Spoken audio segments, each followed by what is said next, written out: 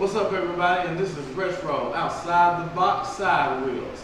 And I'm your host, Retro Rogue, and we're going to be talking about Season 2 premiere of Agents of S.H.I.E.L.D.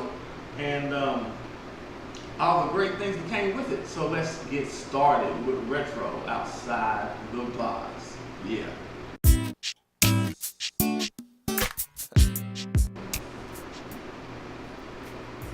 What's up, everybody? You know what?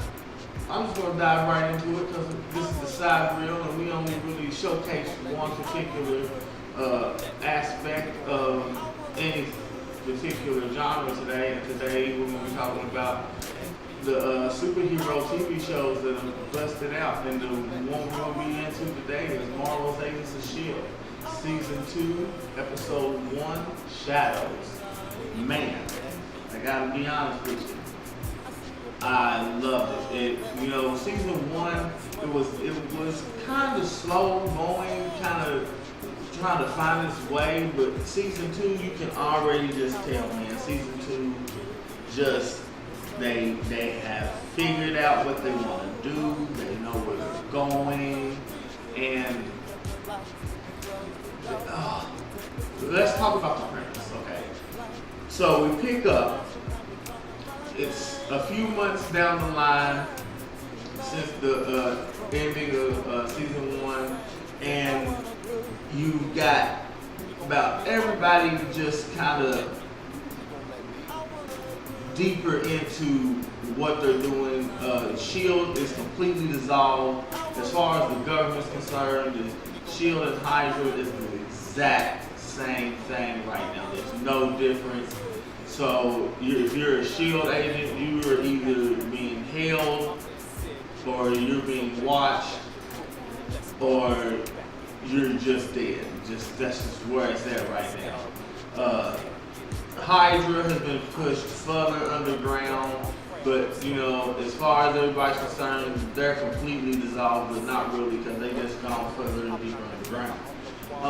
The episode starts out ironically in 1942, where we get to see a little bit of the Agent Carter TV show coming in January, kind of giving us a little sneak peek. Plus, I think it's not just getting us ready for that, but I really do think that there's going to be a whole lot of cohesion between those two shows. I think that a lot of what happens in Agent Carter's TV show is going to end up playing back in Agents of S.H.I.E.L.D.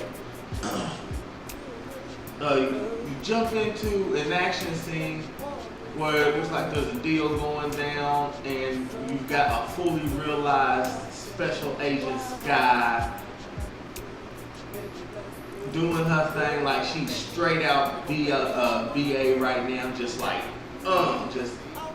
I was super impressed with that. Like that you can tell all she's been doing since these last few months has just been training and just working out and getting herself to field agent status. There's so much that goes on in this first episode. I want to just squeeze it all in, but I know I can't. There's just like, okay, you got Fitz, my boy Fitz, man, who is probably been one of my favorite characters up to this point. I always consider Fitz kind of like the heart of the team.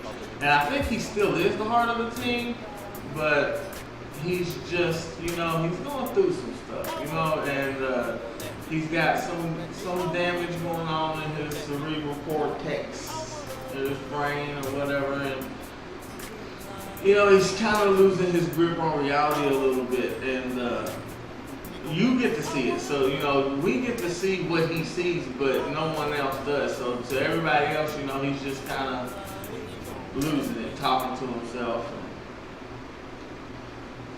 You got Agent Ward, or as I like to call him, Hannibal Ward. Like, dude, the scene between Ward and Sky is straight out of Silence of the Lambs. I don't give a damn what anybody say. That shit comes. She goes down there, and at some point in time, you are sitting there waiting for Ward to go, hello, Clarice.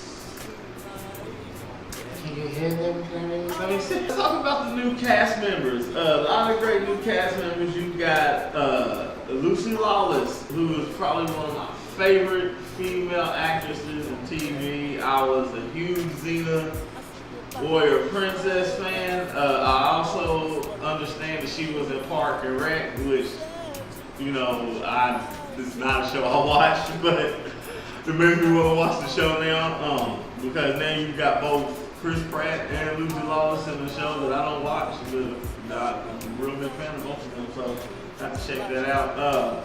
She plays Elizabeth. She plays Isabel Hartley. Isabel Hartley is a write-in character. She doesn't exist in the canon. Then you got Nick Blood, who's playing Lance Hunter. Not know much about what they're going to do with his character. I do believe that he's supposed to be a member of Strike, which is kind of like your version of S.H.I.E.L.D. But I think that we're going to find that out down the line. Of this particular episode, who was the absorbing man, Carl Crusher Creel, he was played by Brian Patrick Wade. Dude was kind of scary. I give it to him. He didn't talk a lot. I like that. He was just about his business. And I also like the fact that, you know, he worked for Hydra, but he wasn't Hydra. The dude he's a mercenary, you know what I'm saying?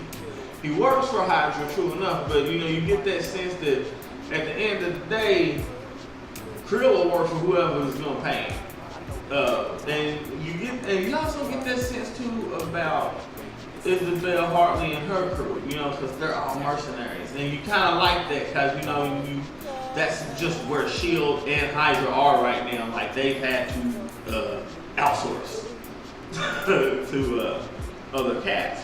And there's a really great scene in the episode where he gets a message from Hydra, and the dude's like, "Hell, Hydra," and he's like, "Yeah, whatever, my money." So it looks like the big bad for the season is going to be I don't know if he's like a Nazi general or he's definitely like the Hydra big bad, but he was obviously around during the Red Skull time in Captain America, and again, it looks like he's going to be the tie-in.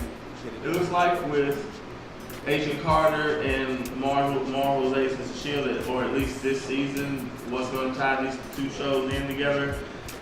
Daniel Whitehill. I'm not gonna even pretend like I know if he is canon or not. I'm gonna have to research that. If you know, please let me know, because I get frustrated when I see names and stuff that pop up in Marvel and I'm not familiar with them. It's okay because, you know, he's a write-in too, but I'm just saying, you know, he seems like he's going to be a really big character. And he is being played by Reed Diamond. And I'm familiar with Reed Diamond from a TV show called Franklin and Bash, which stars Breckin Myers and what's his name? Mark Paul Gosselaar, and that's his name. But no, you know, I liked him in that show. He kind of plays an asshole, but he's a likable asshole. Then again, everybody on that show is kind of a likable asshole.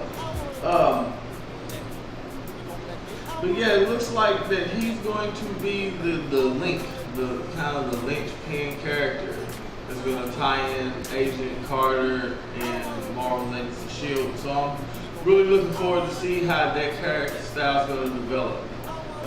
And I'm interested in seeing how the hell he's still alive. Did it have to do with the 084 that they found back in 42? Because from everything it looked like, that damn thing kills whatever touches it. So I'm interested in seeing, you know, where they're gonna go with that and how his story is gonna unfold.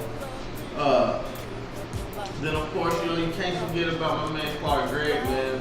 Agent Coulson is just God, he's becoming such a layered character that looking forward to seeing the furthering and the continuing evolution of his character. But yeah, I think that's all I got for us today, folks.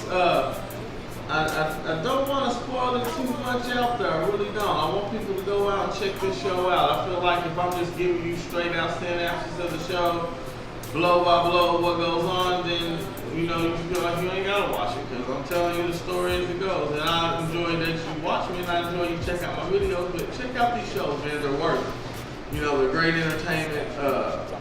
And if you're a fan of comics, and you're a fan of Marvel and that universe, and even if you're just a fan of the cinematic universe, not watching these shows it's like you're not seeing the whole picture. So check it out. Comes on Tuesday nights, 8, 7 Central, depending on where you are at in the world. So yeah, that's it. I'll check you cats out later. And remember, it's the age of the geek. We rule the world. Peace. Now that the lights are low, I'm gonna fulfill your needs, boo. Doing everything you want me